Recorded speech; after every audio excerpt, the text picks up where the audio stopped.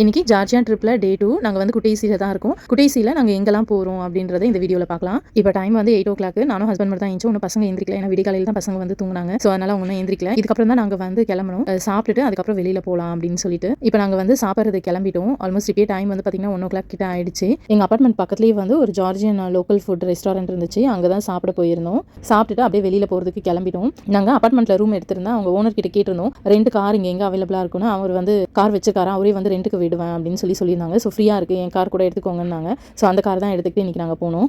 நாங்கள் இன்றைக்கி வந்து ஒரு 3 இடம் தான் கவர் பண்ணோம் குட்டேசியில். ஏன்னா நாங்கள் ஆஃப்டர்நூனுக்கு மேலே தான் கிளம்பணும். 2:30 கிட்ட ஆயிடுச்சு நாங்கள் ரூம்லேருந்து கிளம்புறதுக்கே. ஃபஸ்ட்டு நாங்கள் எங்கே போனோம்னா சாட்டபில்லா நேச்சுரல் ரிசர்வ் இடத்துக்கு தான் போயிருந்தோம். அதுக்கப்புறம் நாங்கள் 2வதாக போன இடம் வந்து ப்ரொமெத்தியஸ் கேவ் போயிருந்தோம். நாங்கள் 3வதாக போன இடம் வந்து பாக்ரதி கேத்தட்ரல் சர்ச் தான் போயிருந்தோம். இந்த இடம்லாம் நாங்கள் போயிட்டு அப்படியே டின்னர் சாப்பிட்டுட்டு அதுக்கப்புறம் ரூமுக்கு போயிட்டோம். நான் குட்டேசியில் இன்றைக்கி போன 3 இடத்தையுமே தனித்தனி வீடியோவாக போட்டிருக்கேன். பார்க்காதவங்களுக்கு நான் டிஸ்கிரிப்ஷனில் லிங்க் கொடுக்குறேன், செக் பண்ணி பாருங்கள்.